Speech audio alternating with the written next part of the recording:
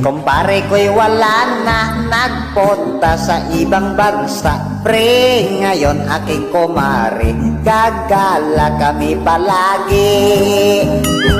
Si kumare kong maganda, ang sarap palang kasama. Lalo na't mag-iinuman, siya ang aking pulutan. Nag-overnight kami sa Sogo, exercise todo-todo.